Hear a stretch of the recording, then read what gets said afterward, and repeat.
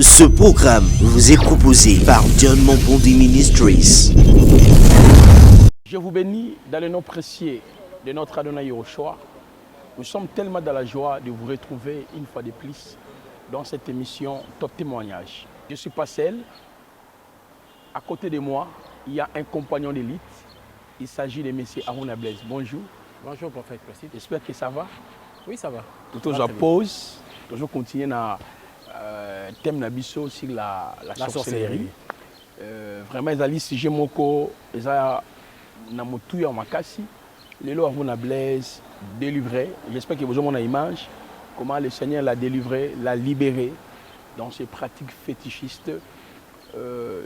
Il a passé presque 19 ans dans le yoga, 23 ans dans les pratiques ésotériques, mais aujourd'hui, serviteur de Dieu, il témoigne le nom de Yahweh partout, il fait des conférences et il réunit des hommes de Dieu. De part et d'autre pendant que Aruna, vous ne voyez pas que le Seigneur vous a donné une grande mission accomplie dans l'église corps du Christ. Oui, bon, au début, je ne savais pas. Mais avec le temps, dans ma conférence, une mission à la radio, je me rends compte que c'est vraiment une responsabilité. À mon partout dans le monde, il faut beaucoup prier pour notre frère Aruna. Moi, tout ça, une mission bouillée. Ne croyez pas que c'est facile. Hein? Tout ça, là, une mission, c'est une mission dans la période de confinement. Le diable nous a attaqués. Attaquant le prophète Placide. À côté là, c'est-à-dire quand on avait parlé Jot Niranjal, attaquant le prophète Placide, à côté là, on n'a pas côté là, attaquant pas tout mobile. Mais tu vas continuer à faire ça là. Il faut beaucoup prier pour nous, c'est vraiment important. Et quand tu as des questions, bon, si tu es au Komaka, nous allons répondre à la question. Merci beaucoup, M. Aruna. Nous allons continuer sur notre sujet, la sorcellerie. Aujourd'hui, ils allaient fleur, ils ont kabola ba famille, ils ont kabola ba église, ils ont kabola ba pasteur, sorcier, azandokité. Nous allons arriver sur les indices pour découvrir comment, à cause de la ndoki, quels sont les indices. On aura le temps d'en parler. Mais j'aimerais que tu reviennes, Esikato Sukaki, tu as dit quand quelqu'un est initié à la sorcellerie, normalement, ils ont qu'à une année, il y a formation, il y a apprentissage, il y a sorcellerie, et un jour. Mais tout sorcier, il y a une pratique, il y a balai et une pratique, il y a miroir. Il faut maîtriser la pratique. Il y a un égo perpète pour mettre à opérer. Parce que, tu vois une chose, dans la sorcellerie, toi quand ça a été ce qui est cabinet qui est local, il y a comme si c'était sur un plateau. On appelle le problème, il y a un endroit où il y a un compliqué. La fois dernière, même un haut initié, il y a une science ésotérique. Le problème c'est celui-ci. Ceux qui initiés, à tiki brèche, à fongoli brèche, à se protéger, mais initié mingi, tika ravi douane. Ça a toujours la pratique l'exercice, la méditation, pour mettre se protéger. Or, quand il se protège comme ça, c'est difficile pour nous. Mais sur la tiki vide, le soir, il faut une porte à Goliath. Puis si soit tiki vide, à se préparer, à travailler, à tiki vide, bon, avant d'entrer dans le sujet Nabiso Yalelo, le messager va nous parler si pratique à balai, pratique à miroir en profondeur. Mais je vous propose d'abord ces deux témoignages. Nakatia Église. Un papa qui a été initié dans la pratique à Misala Mabe, dans Makangu na concubine. Et nous allons encore suivre un autre témoignage d'une sœur qui a été initiée aussi dans la pratique Kindokia Makas. Et pas Kokonaï. Nous allons suivre, après ces deux témoignages, deux autres séries de témoignages des sorciers. Vous voyez, qui témoignent aussi comment, qui initié, il y a une fille qui habitait au Mimosa. Je ne sais pas si vous vous rappelez de cette sœur-là. On avait fait même une émission avec elle là. Non, à comment est-ce qu'on a Mboudi? Ah, certes. On va aussi vous proposer pour attester ce que le frère Aruna est en train de démystifier, n'est-ce pas, par rapport aux œuvres du ténèbre, quand elle s'habille sur la vérité, selon ces éléments. Ce programme vous est proposé par John Mompondi Ministries.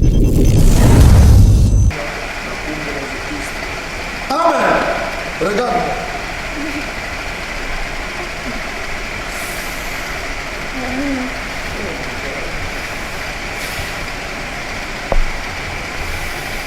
C'est quoi ça? Allez. Il met ça dans ce tout. Voilà, il met ça. Ah, non. Ok. Quoi? Il met ça. Il met ça. Il met ça. Il met ça. Il met ça. Il met ça. Libère. Jésus-Christ. Il met ça. Il met ça. Il met ça. Il met ça. Ils ont battu. Ils ont battu. Il met ça. Il met ça.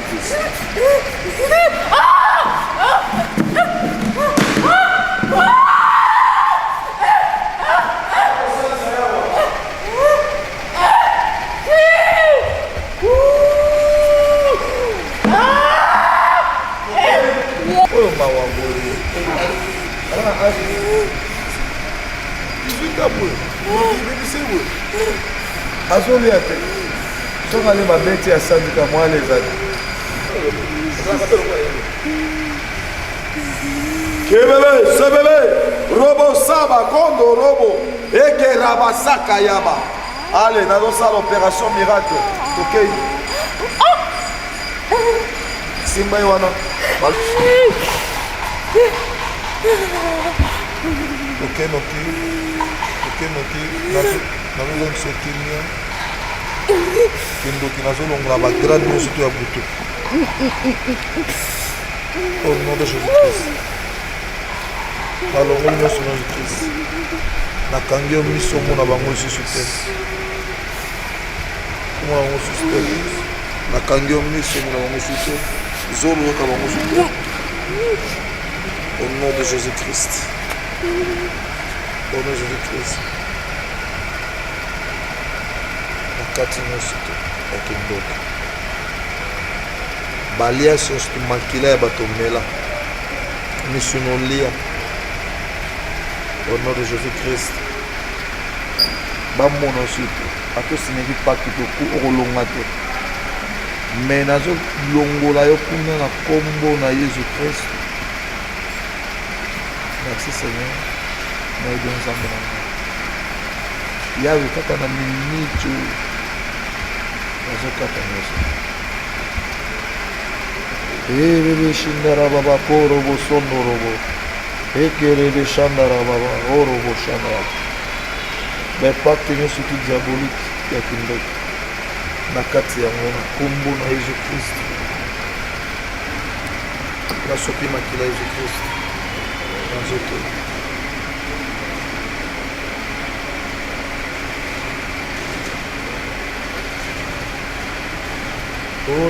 Orobo Shandaraba, Ekerebe Sanda Yababa, Baba Shandaraba, Korobo Soko Yaba. Opération miracle de Salema Zambé. Zam! Oya Benga. Kindo Kindelo, Eke. Robo Raba. Eke Raba Santa Yaba, Kondo Robo Seke Yaba. Meraba Sanda Yaba Baba. nazobimisa yo na bakontra nyonso te nazoresile bakontra nyonso te misunoliaka naresile bakontra makilo melaka naresile bakontra nalongoli makila ya kindoki alisa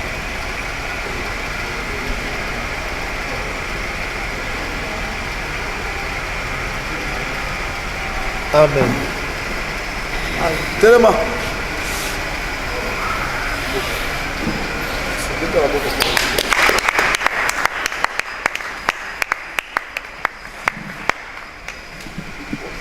va? Ça va maintenant? Non, on a besoin de la peau, on a déjà plein fois. Non, la bonne on a été de quoi d'ailleurs. Je crois que ça va. Voilà la pièce. Maintenant, dans ta tête, il ne faut plus penser à ça. Hein? Ça vient par la connexion de la vie. Oublie ça. Ne pense plus à ça. C'est fini. Assis. Ongana koroba na Swahili po Lingala. Napikia Mungu wangu asante sana. Na pesa nzambi matondo. Banduku miri hangaika sana juu ya mtoto. Bandeko nanga na nyoko mingi pona mwana oyo. Mirenda maeglizia mingi beko nenilomba makuta mamai mafuta. Eglise bele basenga ngambongo mbamai. Changement ikukuyeko. Changement za la kiti. Utona fasi ngine tunenda mwana yoki bien.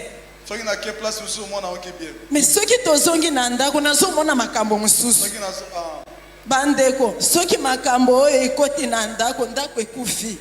Nasali boye kolia pasi kolata pasi elamba ifo kaka bapesa yo eloko eza mabe napesi nzambe merci nzambe ya papa moponzi lelo nakomi na kimia okomona na ndako nazovanda bien te nazoyokaka kobanga wana nakondaki soki oleki kaka na mutu okondi boye ndenge nini okondi boye ndenge lelo naleki okomona mutu alobi namona okomi mwa munene nakomi na kimia eloko eza mabe bandeko soki ekoti na ndako ekufi alingi abanda nano na papa na ye mpa aboma ye akoki ete derange ye kaka aboma ngai na ye moko azoloba bazoderange kaka na aboma ye ozoderange misala na biso lelo nakomi na kimia bandeko mpona papa na biso nzambe eza na papa na biso apesi ngai kimia mono anyokwama bato bayaka na délivrance awa cette fille a souffert.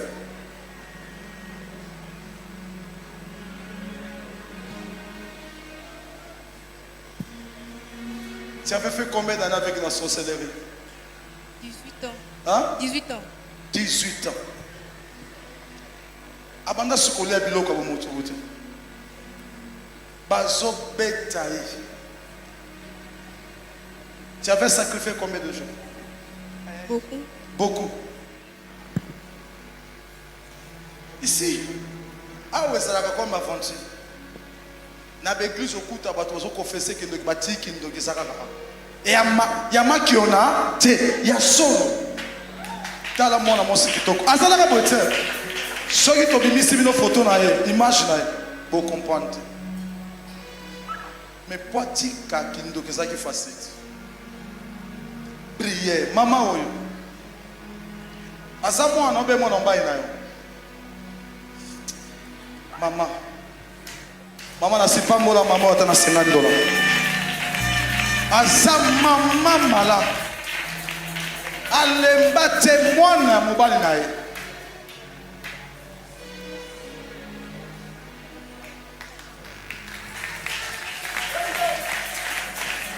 Alemba te mikolo to azoya et puis bazo uta musika DGC wapi Pompage.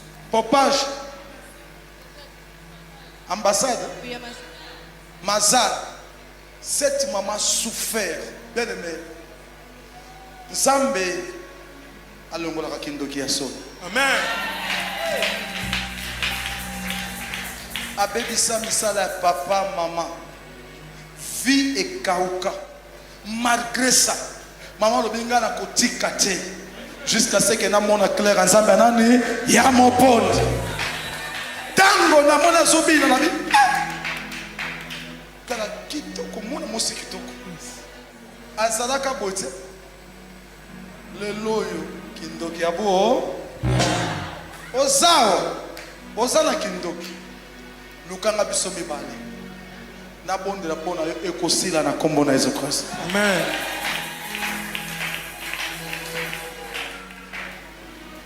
Okolo bane. Eloko baso combattre église la mèche yango. Oto nzambe na biso zo big sabat. Ezali kambo ba melise maite mafuta te. Kaka liboko oyo. Au nom de Jésus.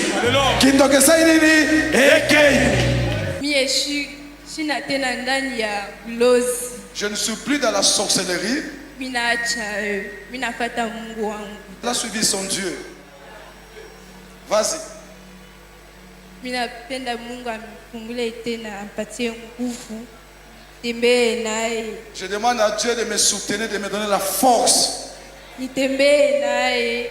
Que je promène avec Dieu. Niuwe tena mbinguni yake. Chantez. Chante. De temps à passer dans l'intimité, reste à tes côtés pour l'éternité. Être brisé par les Écritures, offrir ma vie comme une aventure, c'est ça mon désir pour ton plaisir. C'est pourquoi je viens, je me donne parfum, Seigneur. Je me donne parfum pour toi, un parfum qui chante, un parfum qui danse, un parfum mélodie.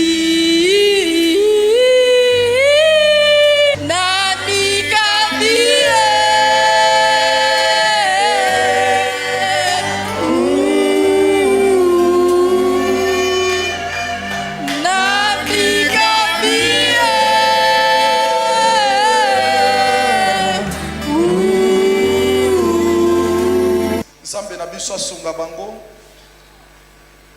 kindoki wana yesu te to bonde na kombo na Jésus Christ aux ensemble nous sommes à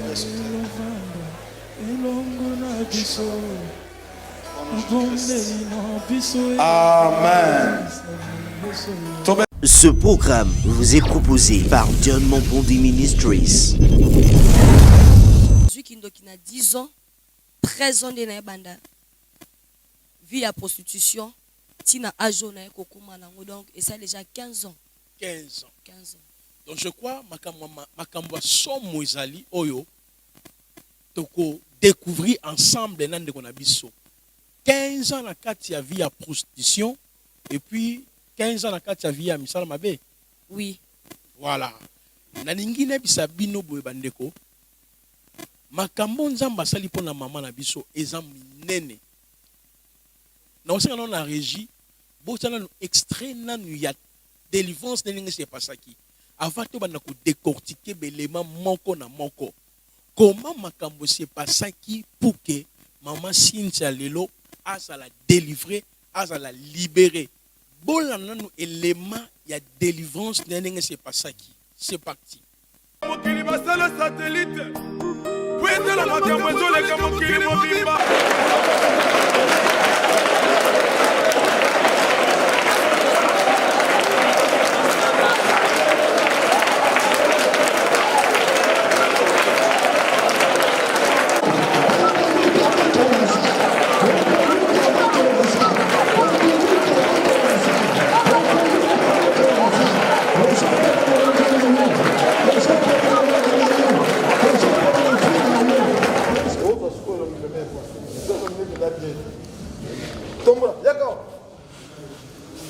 Yaka.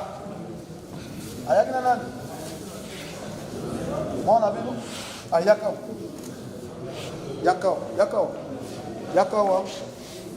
Tombelo ngol kolo. Ah, Yonan.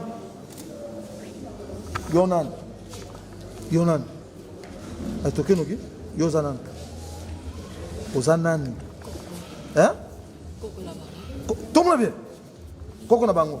Comment on Loba bien. Comment on nani? Tata. Hein? Tata. Comment mboka? Tanto. Hein? Tanto. Tanto. Boye bien. Azana. Papa na bango. Osala nini? Tanto osani. Okoti na soto kosani. Nani koko na bango. Sikokoti na soto koluka nini? Osai nini na nzoto na ye? Loba noki? Détruire vie na ye. Hein? détruit vie na ye odétruit vine na nini aotikalaka bongo akotikela bongo osali ye nini ya koki obunda te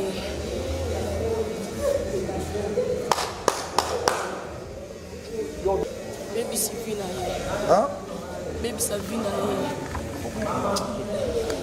kameramen te na nini atikaka na vi ya kindumba vi ya kindumba otie kindumba nakobota nakobota kaka kobota asi aboti bana boti mibale bana mibale yo tie molimo ya kindumba epesa pesa moki toke na komi pesa moki na komi pesa au nom de Jésus Christ tombola na boko nabeta fimbo tombola au nom de Jésus pesa naki na komi Jésus Christ au nom de Jésus Christ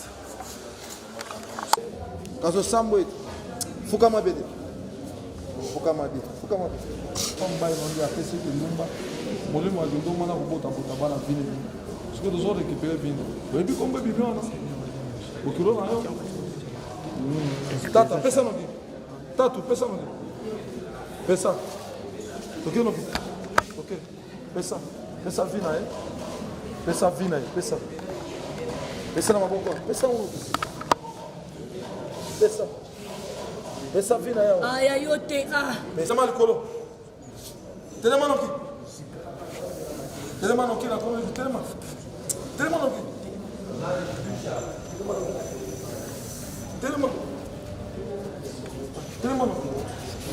telema Joan miso telema noki likolo pesa vi na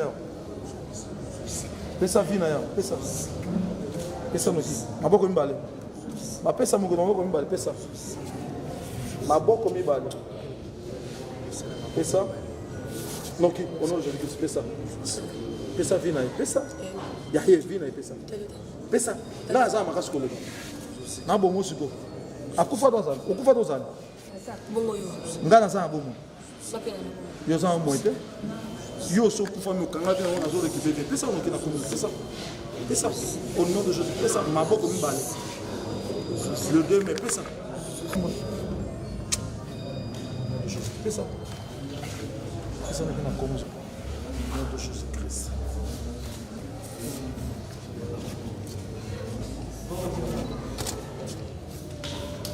mokili basala satellite po etela makambo ezoleka mokili mobimba. Mama Cynthia tomoni nanu élément moke ya délivrance na yo comment yo oarrivaki na kati église elekaki ndenge nini parce que yo na kati ya prostitution na kati ya kindoki bane ebele tokodéveloppe yango mais comment yo oyaki na église oyo elekaki na chemin nini elekelaka na ngai na ti ndenge nakóma awa ezalaka vraiment souhait na ngai te ke bien nalalaki na loti église kombo merge te ezalaka ngai te papa na ngai nde abandaki kolanda ngo na nzela ya télévision nde le jour abongamaka aya bayaka mpe nga kuna yeba programme na bango te nde nafandaka kutu na ntongo wana nazomela masanga na bar papa abenganga akosanga o yaka esika boye landanga kaka siko namoni kaka te papa nde mutu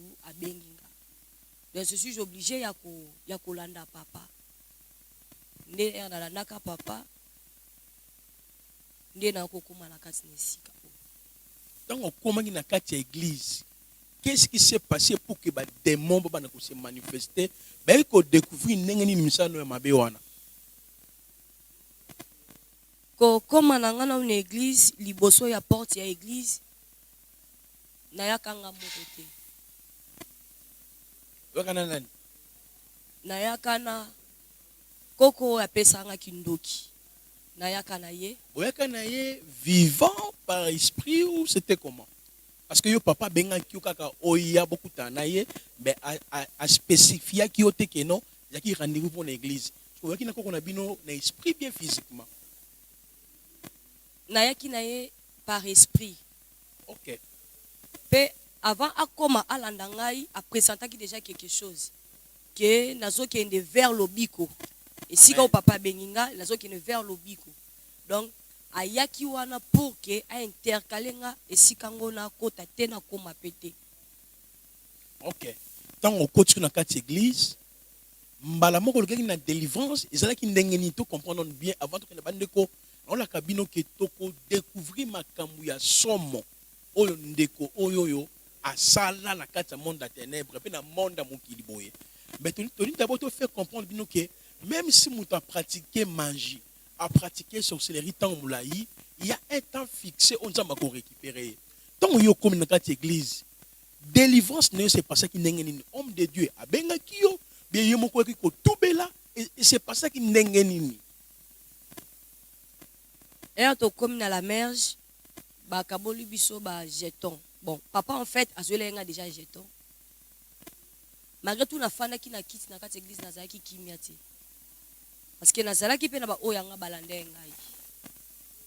Okoma na comme une église et comme un yaro da numéro ba jeton ba pesa kinga na ko leka na délivrance. Ko leka na délivrance allez. L'esprit nazala ki nango kati na ngai na prière et yaki ko bala na te. Yango eloko esala ki ke o eza kati na nga e bana ko bima libanda na ekoma mato ya bato. Donc mukolo wana délivrance no salamaki. Nde mukolo wana plein délivrance nange salemaki. Merci bandeko, nazo proposer siko na bino tubona na no intégralité à délivrance na ye. Bo za ba parti moko fort ndenge nzamba bikisaki ye. Toza ko zonga siko na ndeko na biso pona to kende na détail ya élément moko na moko par rapport ya temps o asali na kati ya sorcellerie.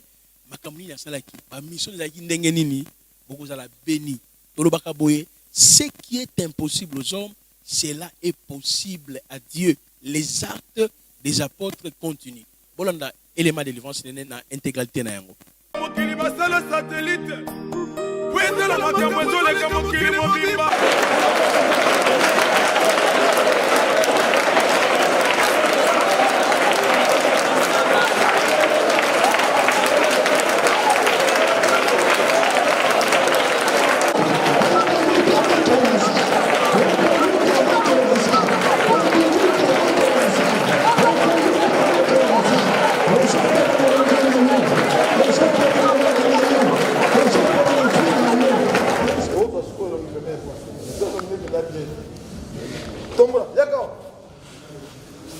Yaka.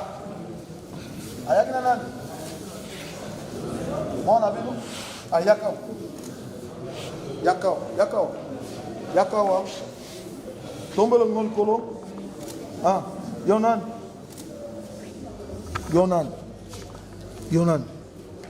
Ay tokeno ki? Yozanan. Ozanan. Hein? Tombela bien. Koko na bango. Comment on Loba bien. Comment on nani? Tata. Hein? Tata. Comment mboka? Tanto. Hein? Tanto. Tanto. Boye bien. Azana. Papa na bango. Osala nini? Tanto osani. Okoti na nzoto kosani. Nani koko na bango. Sikokoti na nzoto koluka nini? Osala nini na nzoto na ye? Loba noki? Détruire vie na ye. Hein? Détruire vie na ye. O détruire vie na nini? Atikala ka bongo. Akotikala bongo osali ye nini? Ya koki obunda te.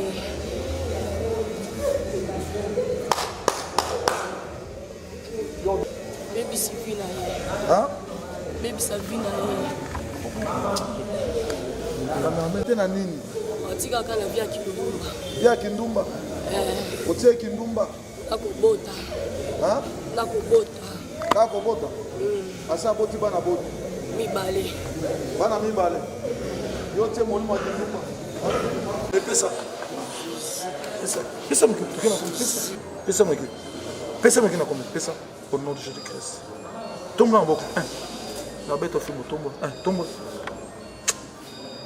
de Jésus. Pesa mki na kumi, Jésus-Christ. nom de Jésus-Christ. Kazo sambo eti. Fukama bede. Fukama bede. Fukama bede. Comme il y a fait ce que nous avons, on a dit qu'on a bana vini. Ce que nous avons récupéré vini. Et puis comme bébé on a. Au kilo na yo. Tata, pesa no. Tatu, pesa no. Pesa.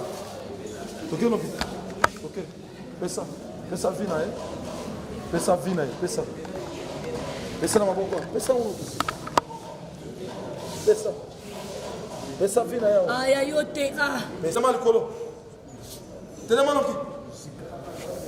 Telema noki na kolo telema. Telema noki. Telema. Telema noki. Telema, telema, telema. Zoa miso. Telema. Telema. Telema noki ko. Pesa vina yao. Pesa vina yao. Pesa. Pesa noki. Maboko mbale. Ma pesa mungu na maboko mbale pesa. Maboko mibale. Pesa. Noki, ono je dis pesa. Pesa vina, pesa. Ya hier vina pesa. Pesa. Na za makasi koleka. Na bomo siko. Akufa dozana. Okufa dozana. Bongo yo. Ngana za bomo. Sapela na. Yo za moite. Yo so kufa mi kanga te na zo récupérer. Pesa noki na komi. Pesa. Pesa. Au nom de Jésus. Pesa maboko mibale. Le 2 mai, pesa. Pesa. Pesa n'est pas comme ça. Au nom de Jésus-Christ.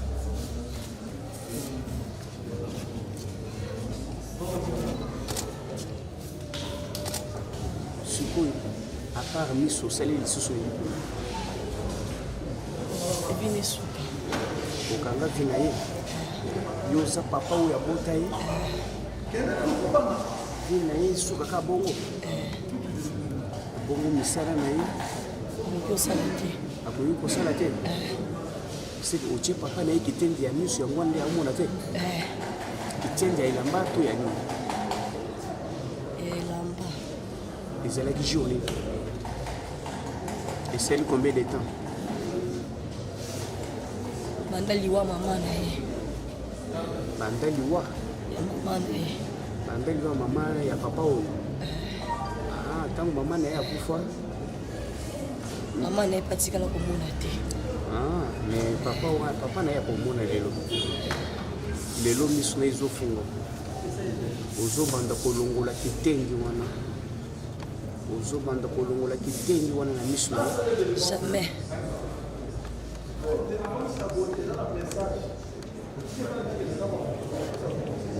ozolongola kitengi toki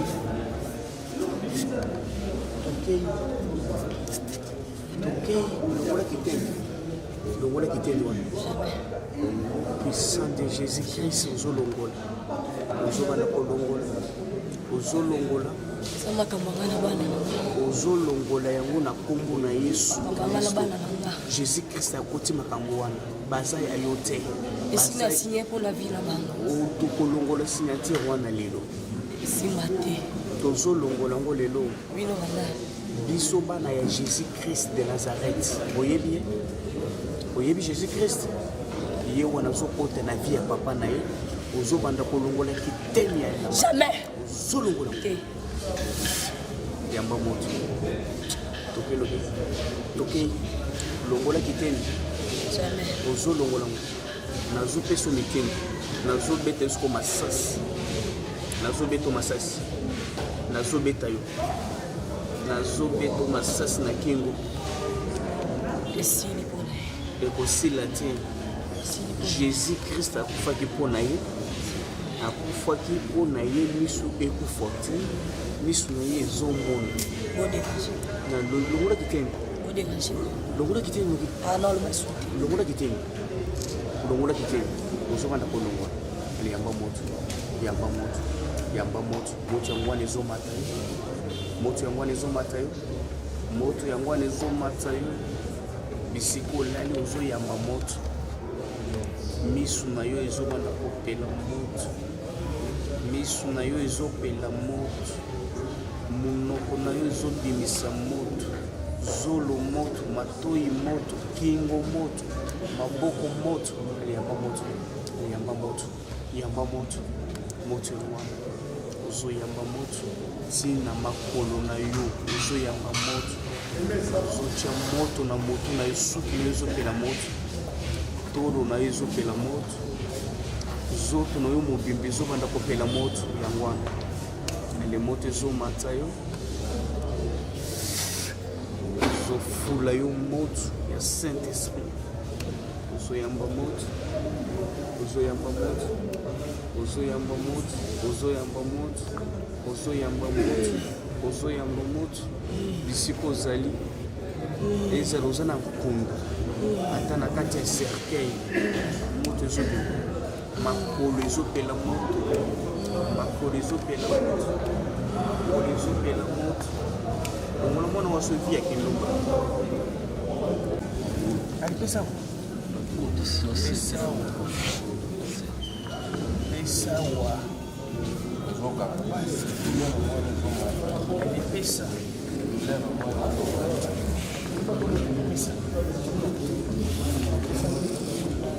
alipesa loki pesawa alipesa loki yamba moto pesa loki alitombole longi na tombole longi pesawa ozobanda kopesa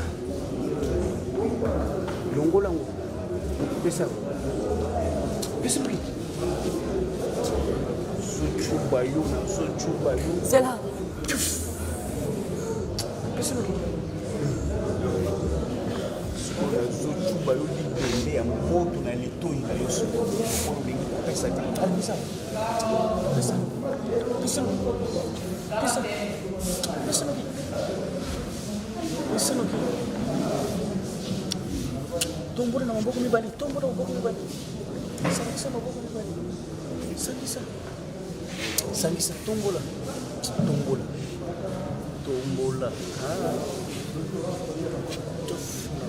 esprit nyonso ya kelomba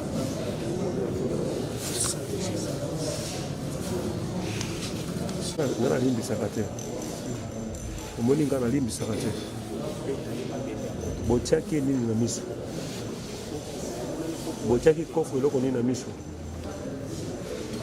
botiaki eloko nini kiteli ya mwindu to ezaki nini nacho moto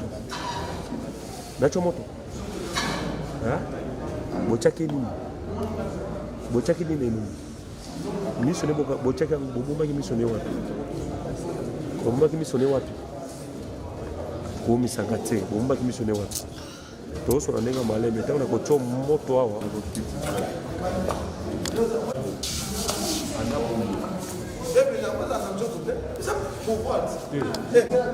okenya kaka okenya na banani okenya likuwa banani bana na yo kasi sobiki nzoto na bango eza temple ya saint esprit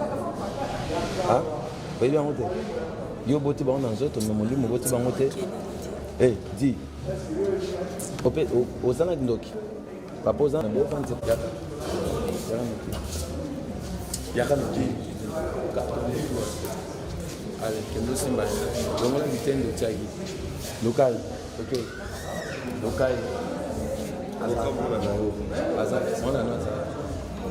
mwana na za local sanoki okay bo aki ale local okay mwana na za la chamba sasa lakisa lakisa wapi lakisa msapi sana wapi lakisa okay lakisa noki wapi keno simba noki simba longola kitamba noki toke na beto na okato mutu toke inakata ale toke kyo simba noki simba okay Simbaye, voilà qui est voilà tout qui est capé. Na qui natia moto kasa natia moto gamba natia moto okay natia moto simba no okay simba no ki voilà qui est na miso longola no ki longola toke longola simba simba longola déjà qui est na avec la couleur longola fongola sur ma casse ata bazangi sur ma casse na pe sur ma casse toke noki simba longola obi okokoka moni donc abebisaka mare abongisaka te moi soki capacité na abina akoka te maintenant nzambe akoponi okoka ale toke simba tosimba biso bale toke naasoutenir makolo toke tina 3 1 2 toke simba tozosoutenir 3 simba bien toke simba toke simba ale tozolongola kiteni tozolongola kiteni ana esali combien d'année otango deka nini papa mama akufa ezaka na nini ezaka na nini c'est déjà 4 ans tozolongola tokei toke otika ye ale tokei non kona babenga bakokoloko obebisa banani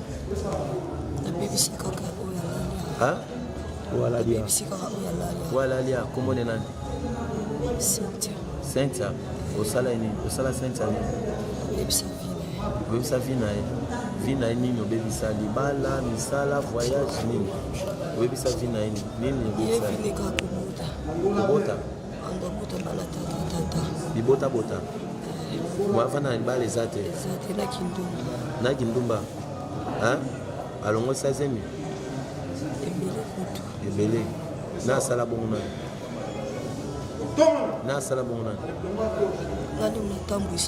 yo notambwisaka ye okomisa ye ndumba na butu mpe atemaka na banzela yange ezalaka na nzela miso na nzela miso na miso otiela ye nini na miso moto akoki otala defa te otia esprit ya domination na miso etya nini nyoka otia esprit nini esprit nini otia na miso eza nini esprit nini otia esprit nini yo kotala miso te aetala siko bien atala otia na miso nini otia na miso nini miso notia nini natia éclairage moko esaka nini soki emoni motu fo éclate efeza nini so emoni motu fo éclate na mutu wana motu yango akoka te ifo approche na mibali to basi mibali so mobali moko bandolandaka ye si babimi asaka sikoya mobula yango api na victoire ou bien na bon marché be na ville azanga esika te ataka esika te esabima na bamindele vi na ye nde yango wana nini vi na ye yango wana elakisi nini vi na yango wana elakisi nini abima na bamindele vi na yango wana te na tuni esi abima na mibale azwa deya bamibale ya mindele yango wana le vi na ezalaka bamindele abota mpe bana mindele abotaka bana mindu so aganyaka nini na nyonso azwaka mbongo azwaka mbongo bacombien soki azwi mbongo asika nango eloko moko te ezongaki epa na nga yakaka mpa na yo donc yo osala comme outilisaka ye par jour abima na mibale combien par jour abima na mibale combien 3 par jour bongo ayokaka mpasi te amelaka kisi mpe eza na ndenge ya mvutima eloko te amelaka kisi te ayokaka mpe mpasi te botia mpe esprit yaki lesbien te botia ini kaki ndumba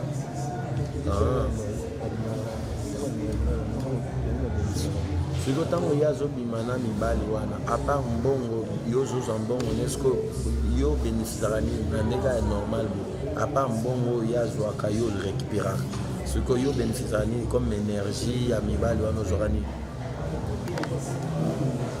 yo bénéficiaka nini banoki obénéficia nini obénéficia nini kabongo kambongo otie esprit ya kisirene ya nyoka otie esprit nini rene ya kati neza esprit nini natiaka étoile moko na mbunzu esala nini étoile yango esala nini étoile ane erandaka ye tetu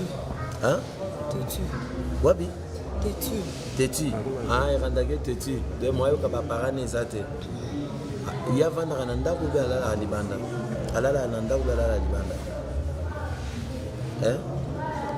libanda na ndako obi alala libanda ya mwana ndako alala libanda ya mwana ndako lelo alalaki wapi na butwa lelo na ndako bongo na butwa samedi na butwa samedi alalaki wapi les millionnaires wapi alalaki wapi millionnaire ezaka wapi boulevard pembe na cimetière bia gombe akina kosani kuna na boulevard du 30 juin ezala na boulevard so akenda kosani eza boîte aleki na rendez-vous na mutu kuna akendaka kaka par semaine alalaka combien de fois na ndako alala libanda combien de fois 4 fois alalaka wapi libanda 3 fois na ndako okotelaki na siko ndeni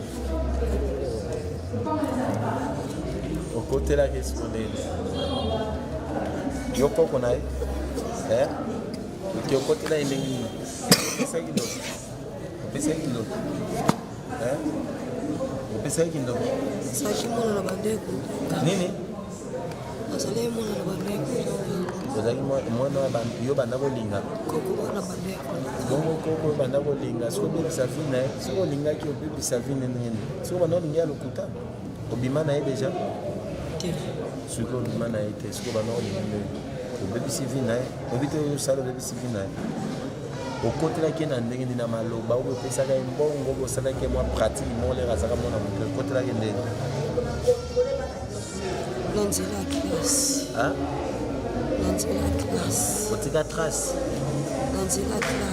na nzela ya classe osaka ye nini na nzela ya classe osala ye nini na nzela ya classe etilizaka mwana classe na nini na nzela biloko ya kolia ezaka biloko nini oyo etilizaka ezaka nini biloko ya kolia nini boudin loso na madesu mpondo na loso soso mikate nino galete biscuit bombo ezaki nini otizai na nini otizai mwana classe ya bango na nini biloko nini chips parce que mwana yango azalaki ndoki oyo etizaki azali moto ya réseau na bino mwana yango etizaki aki moto ya réseau na bino lobana okikomisanga te aki moto ya réseau na bino aki moto ya réseau na bino bana oyo balandelaka bango te ezalaka nzela na kotela eza bana oyo balandelaka te oba nani loba bien eza banani loba bien na otyo moto na oboma yo na okata motu sikoyo kati so na sisi na oboma olingi na boma loko lelo okoyoka makamu eyaki bano basala nini eza bano basala nini eza bano basala nini azalaki bano basala nini bano basala nini bano basala nini ata tosimbe miso obati tosimbe miso eza bano basala nini ya bano basala nini eza bana ya bana ndeko na nga bana ndeko na awa kotikala awa oto bazwala makambo na bino bien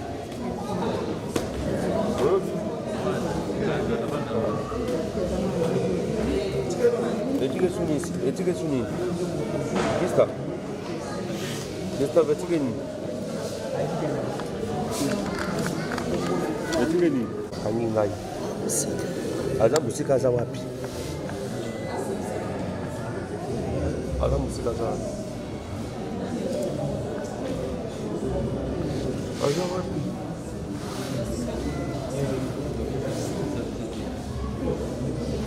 Ndako wapi? Ndako ya umba uzozika. Ndako ya umba. Umba nena. Umba sana. Yaya nao. Ndako ni sawa. Pembe na mboka bakundika. Pembe na mboka place bakundaki yo. Mboka nini? Mboka nini bakundaki yo? Nazotumba ndako wana natumbi serke nao natumbi libulu place bakundaki ale manifester départ nao Gustave libéré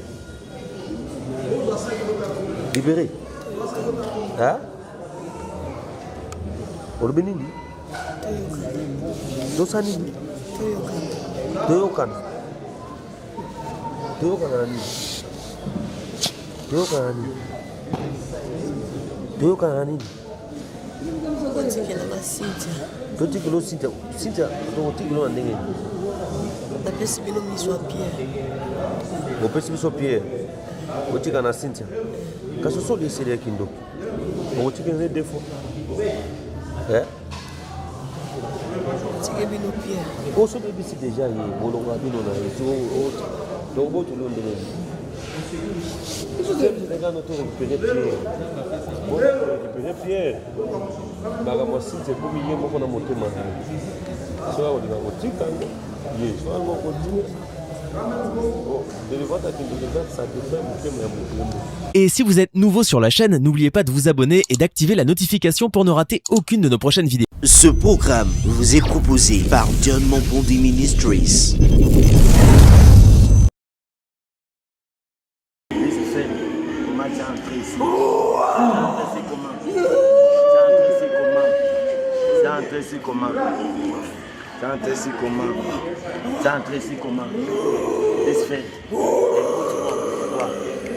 Écoute-moi d'abord. Comment tu es entré ici? Comment tu es entré ici? Ça c'est ta demeure. Ça c'est ta demeure. Hein? Tu fais quoi ici? C'est ma fille. C'est quoi? C'est ta fille? Oui. Comment ta fille? Toi tu as créé non? Toi tu as créé non? Hein? Toi tu as mis au monde? Hein? Lucifer.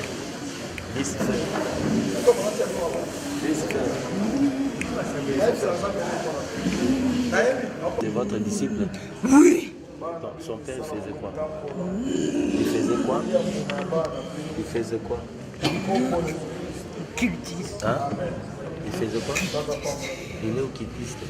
Son père, il a envie, il est il a envie. Il fait quoi? Il travaille quoi? Pasteur. Il est pasteur. Parlez bien. Oui. Son père pasteur. Oui. Pasteur, mais il collabore avec vous. Hein? Oui. Papa n'est pasteur à oui. Lucifer. Oui. Ah. Papa n'est pasteur à Lucifer. Son père est pasteur. Ah, oui. Quel pasteur? Quel pasteur? De quelle église? L'église de Mouni. L'église de quoi? De Mouni. Des mondes? Oui, d'unification. Parle d'abord bien. Des mondes. Ça c'est pour vous. Toi qui ne connais pas les monistes. Oh, dis-moi, je travaille avec vous. Tu blagues avec moi, je vais te tuer. Toi tu joues avec moi. Son père pasteur, c'est lui le visionnaire. Oui. Il est pasteur, il sert seulement dans cette église-là. Il est représentant. Représentant légal. C'est l'église de Lucifer. Ah. Il fait quoi là-bas? Comme cérémonie. Ils font quoi? Ils font quoi? Quel genre de cérémonie que tu veux que je fasse? Il donne quoi? Il fait quoi? Il fait quoi? Il fait des bougies, la ligne des bougies, oui. Des cérémonies. Il fait des cérémonies de bougies. De quoi? Il met des photos de Mouni devant. Une photo de qui? De leur maître. Leur maître, Mouni. Ah. C'est moi. Mouni, il habite où? C'est moi, il est coréen, il est déjà mort. En Corée, il est coréen. Corée? Oui. Corée du Nord. Il était déjà mort. Corée du Sud. Ici, Moon, il se trouve là-bas. Oui, Moon. Son siège là-bas. Ah.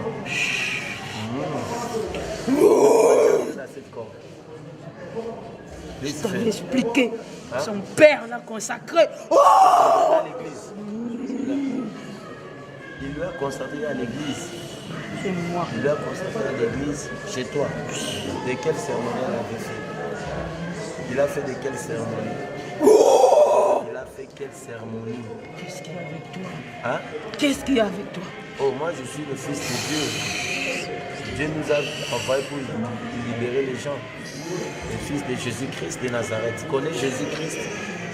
Hein? Toi, tu connais Jésus-Christ? Hein?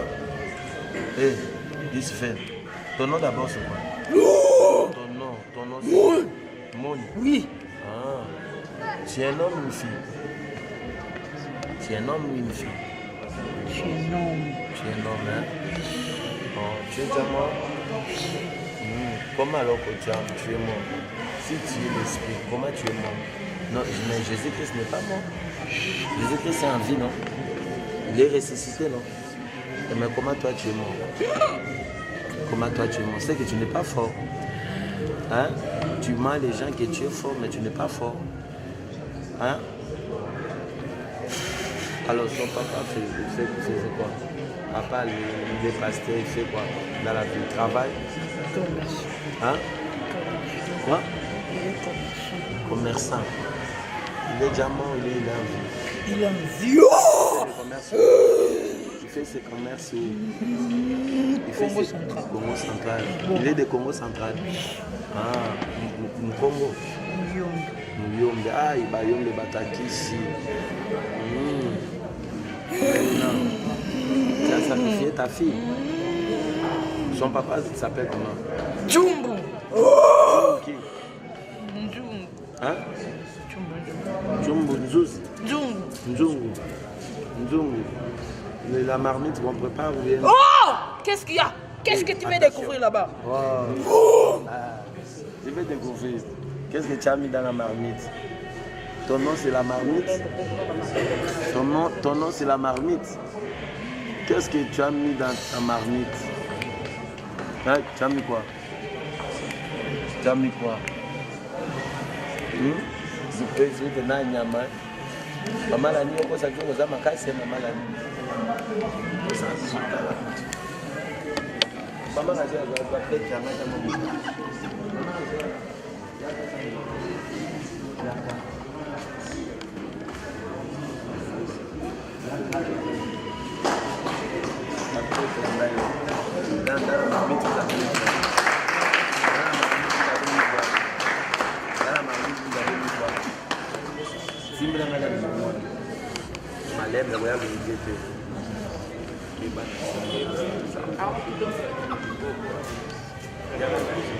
qu'est-ce que tu as mis dans la marmite? Qu'est-ce que tu as mis dans la marmite? Tu as mis quoi? Qu'est-ce que tu as mis dans la marmite?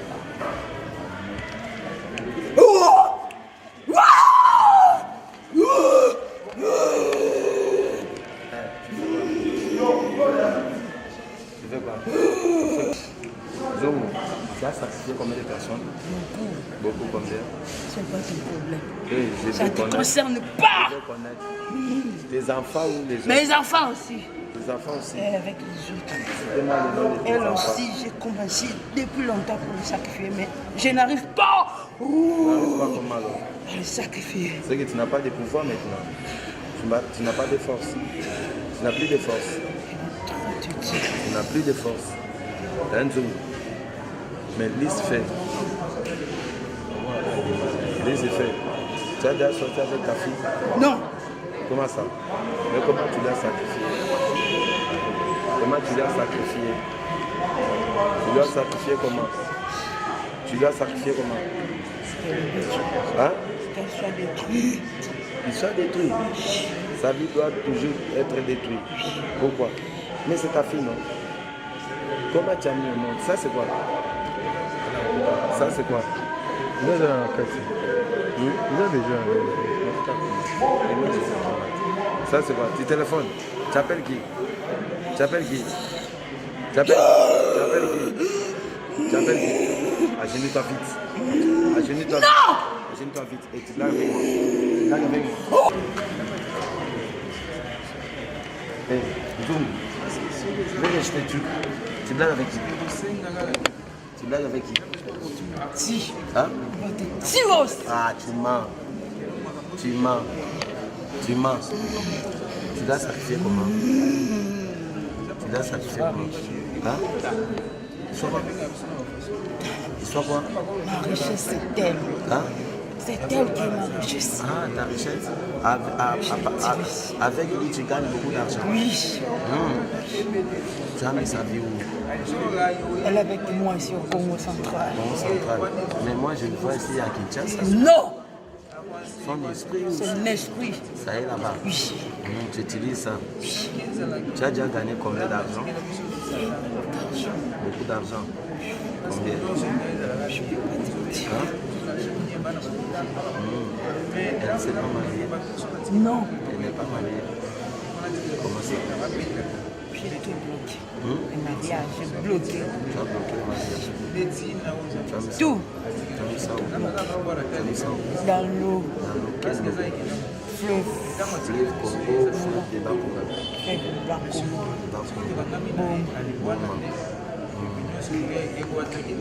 Elle habite là. Tu habites où? Dans l'eau. Dans l'eau. Son esprit. Ça se trouve dans l'eau. Et quoi encore? À part du mariage. Hein? Les enfants. Les enfants. Mais elle ne sait pas comment marier, comment elle peut mettre aux enfants. Comment elle peut mettre les enfants. Parce qu'elle n'est pas mariée. Quoi? Elle peut se mettre. Moi, j'ai tout bloqué. Son diplôme d'État, son argent, tout. Elle ne peut pas avancer, oui. Ça dépend d'État. Avec? Tout. Elle ne peut pas avancer. Hein? Personne ne pourra les faire du bien. Personne ne peut les faire. Personne. Oui. Pourquoi?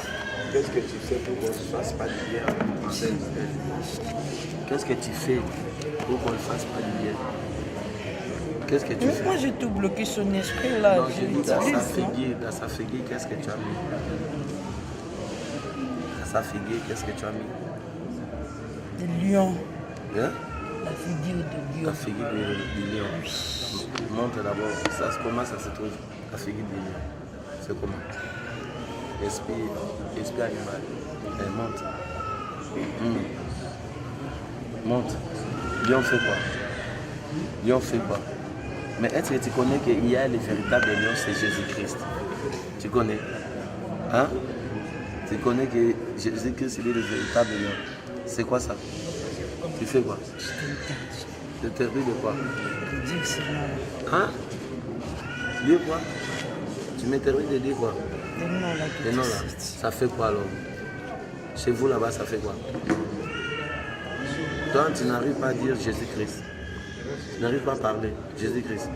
Parle d'abord. Dis Jésus. Non. Parle vite. Tu as bloqué. Nzungu. Marmite. À part ça, qu'est-ce que tu as fait? Tu m'énerves. Qu'est-ce que tu as mis dans son corps? Dans sa ventre? Le serpent. Quel serpent? Le serpent. Hein? Quel serpent? Quel serpent? Les boas? Vipère? Vipère fait quoi là-bas? Vipère fait quoi? Vipère fait quoi? Vipère fait quoi? Vipère fait quoi? Il amène la malchance. Non. Tu fais quoi? Il mange ses enfants. Hein? Quoi? Il mange ses enfants. Il mange quoi? Ses enfants. Il mange ses enfants. Comment ils vont manger les enfants? Parce qu'elle ne sait pas quoi marier. Elle ne sait pas quoi marier. J'ai avec elle.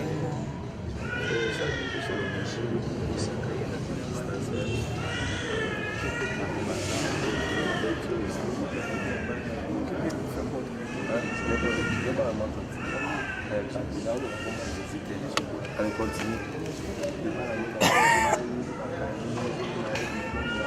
Santé, naïe, bâti, moka. Bâti, na maï, bâti, na maï. Allez, déjà, nous, c'est fait là, dans les gens, papa, na maman. Papa, maman, dans le commerçant. Selon nous, dans le gars, la zone, c'est qu'on a dit là. Combo nani. Combo nani. Combo nani. Allez, yamba moto Jésus-Christ. C'est le mec de l'air normal. C'est normal. C'est le Simba. C'est normal. La maman comme il balait. Ah bon, il balait. C'est là quoi. Simba bisike c'est là. Fungola. Fungola ba salité nyo so check. Nyoka dia kama sangati. Nyoka ndio bibiso. Alipesanga nyoka. Ah, bimisa hiyo mo mteseke. Bimisa nyoka. Pande na lingani.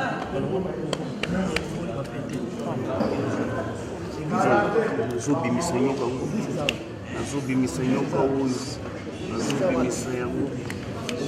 Bimisa yangu. Santé Jésus-Christ. Nini tika? Nini tika?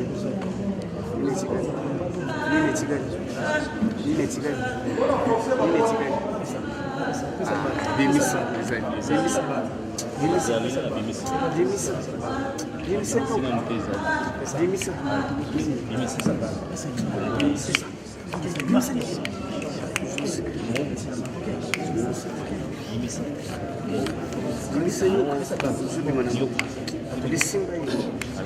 Simba na mtu naye.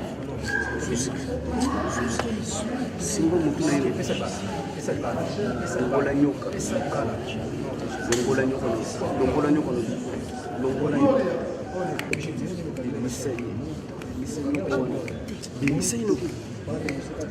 Misai. Misai.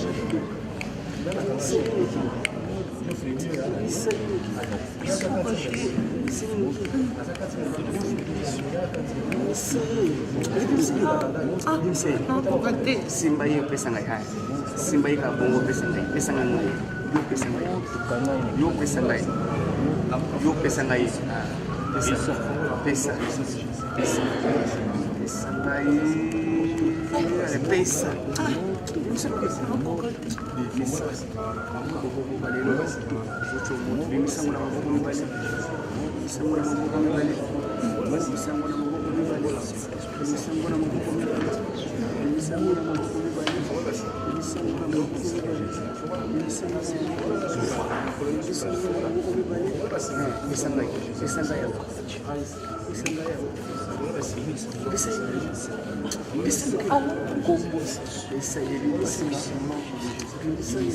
Yo pesa ngai ka mtu na yenga na kubisa yemo bio.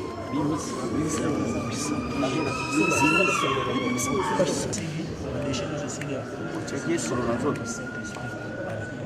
Longola, longola. Longola rega. Sasa noki, wana basi nini wana?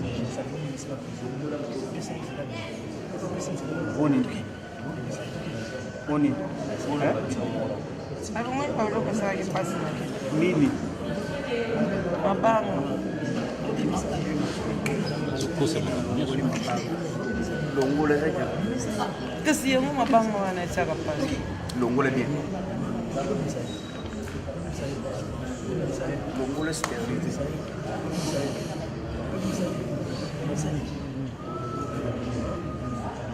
Longola ba maladie nyonso ba myome appendicite ba kyste nyonso ya mapewe esalaka étouffement mpo akobota te.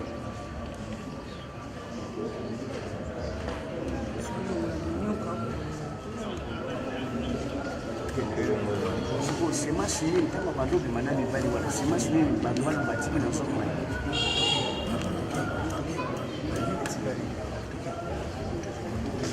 batiki semence nini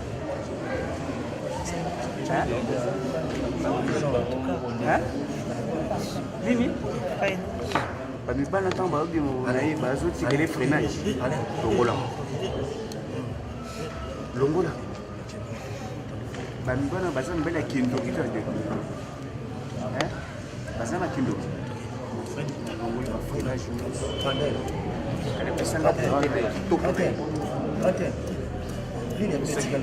obumbaki yango wapi obumbaki yango wapi toko na yo obumbaki na mai pesa na yo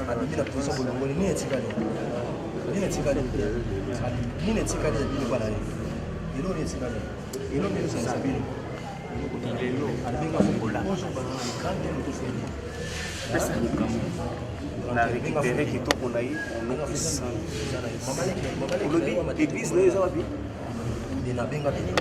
bimete 40e rue 11e église koko nango nani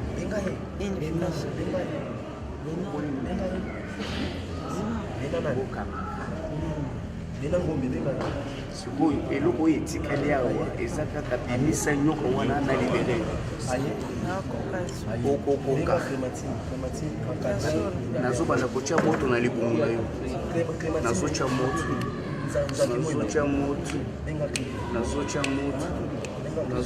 moto yango wana ezomata moto yango wana ezomata obanda na mbwaka na biloko na nyonso alekokenoki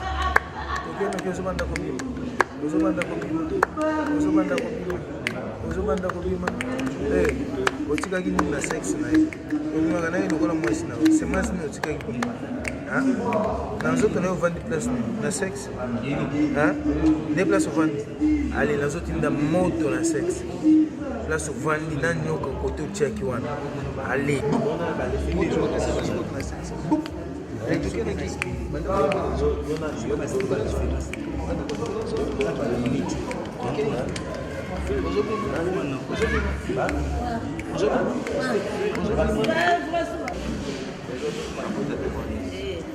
Ce programme vous est proposé par John Mampondi Ministries. Voilà, j'espère bien, Botukolanda, témoignage Oyo Aruna. On a vu qui initié dans 4 ensemble, presque 3 témoignages où on voit les gens qui initiés. Donc c'est pour confirmer que Makambu Oyo Zoloba est la réalité et se passe dans la société.